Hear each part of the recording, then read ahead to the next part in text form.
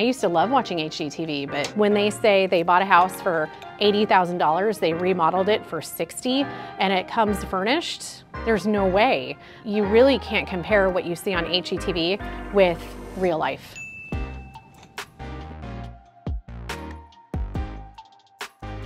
So we are out getting shit done today.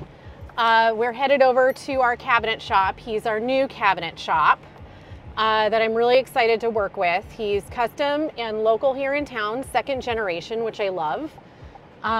Took over the shop from his father, and it has really great craftsmanship. So I'm really excited to work with him.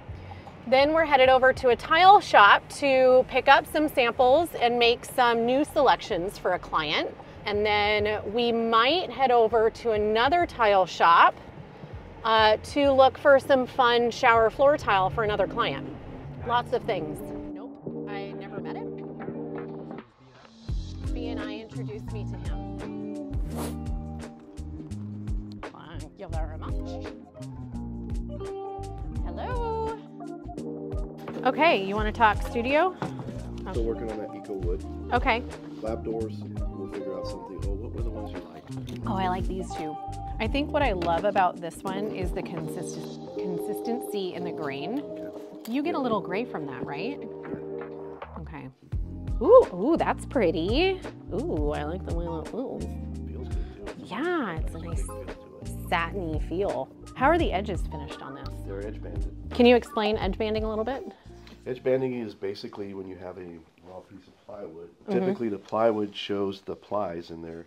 So when you have an edge banding, it puts a PVC or a wood tape edge on there that would match the material on the front. And then once you paint it, it looks all like it's solid piece of wood. Typically with the veneer doors, we'll do a plywood core with a veneer on the front, cherry, maple, walnut, and we'll do the matching edge banding wood tape. And Like then this. once you paint it, it looks like a solid piece of wood. The reason why we like to use the plywood or MDF is because it doesn't cup and twist. And your solid woods, when you get them at a certain height, they will cup and twist. And it cuts down on the cost as well. Yeah. Yeah, these are highly requested. So these are, you can do spices in here, you can do olive oil in here, balsamic bottles, cleaners, you know, whatever you need to store, maybe next to the cooktop. That's where we put these a lot, is next to the cooktop. These are adjustable, so you can adjust them to the height that you need them. So sometimes if we have a 48-inch range that we're installing, we'll do one of these on either side. So we'll do one of these, and then on the other side, we'll actually do this. So you don't have to have the utensils or the mixers on your counter anymore. You can actually hide them in your cabinets.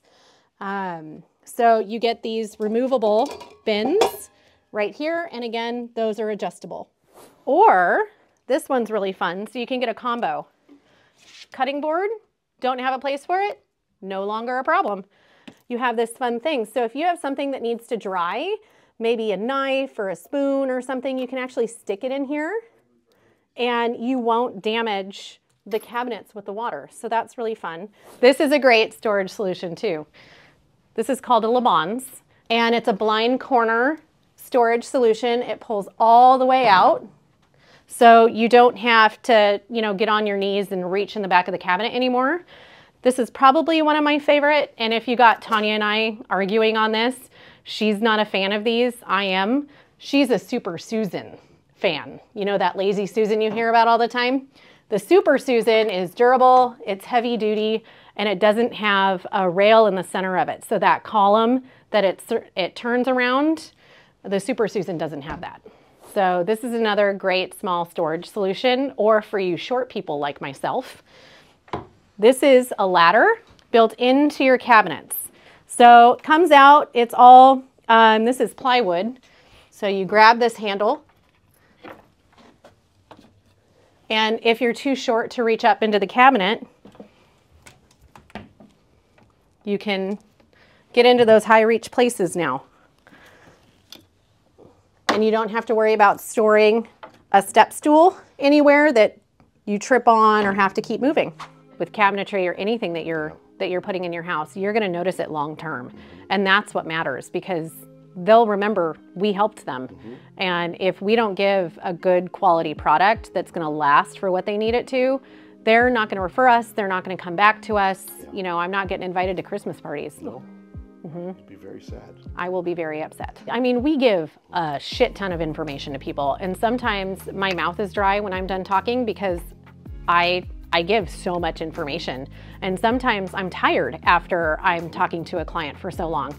But it's only because we're giving all this information and educating them, because this isn't what they do every day, and they can ultimately make their own decisions on how they're investing into their home. It's an investment, that's what it is. So the better you invest, the more you'll get back on your return. So that's what we like to help people with.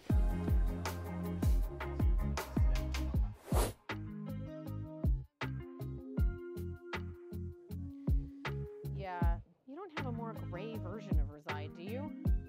I think the ash might still be too brown. Yeah, it's such a nice size. Yeah, so I don't know if you can see it, but this one has a little bit more of a texture than this one. This has a sheen to it, so it's a little bit more slip than this one. It's a matte, more of a matte finish. So a great way to test is I like to use my fingers, and if you're rubbing it and your finger's not sticking as it heats up, it's probably not something that you want to put in your wet area, but as you're working it, see how that tile is going with my finger? That's a good one to put in a shower. This one is a little slippery. I mean, they're not scientific methods, but they work. I think we're going light but gray.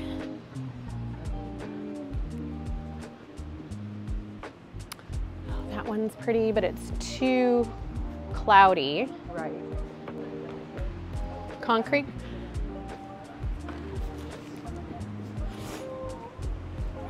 That one's pretty. We are looking for a quartz countertop called Grigio Elegante in a honed finish.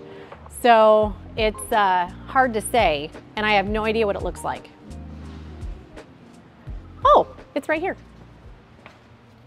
Ooh, that's pretty. So that's the polished. You can see, can you see the shine? And then this is honed. So see how in the polished version, you can actually see some of the little black dots that are there.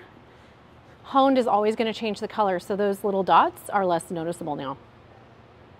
See that? The gloss has a little bit of a blue hint to it, whereas this one, the honed, is a little bit more black, and it has a little sparkle when you put it in the right light. What does honed mean? Honed is a matte finish, and gloss is just glossy. What's the hand on the honed? The hand is always going to be a little textured, a little rough, whereas the glossy is smooth. There you go. Yep. It's really pretty, and it's, you know, I love soapstone. Soapstone is a really pretty natural stone. This kind of gives you a little bit of that soapstone look without the cost. So, but remember, it operates differently because it's not a natural stone. It's man-made, it's made with resin, so you can't take a hot pot right out of the oven and put it right on a quartz countertop. If you're okay, if that's what you want to put a hot pot on the countertop, you're gonna have to splurge a little bit on your countertop and pay for that. So that's some of the balancing acts that we work with. But that's pretty. Yeah, I'll show those to them and see what they think. Okay. Thank you very much. You're welcome. No, the expectation for the timing, the pricing, it all comes from HGTV and what's being put out there.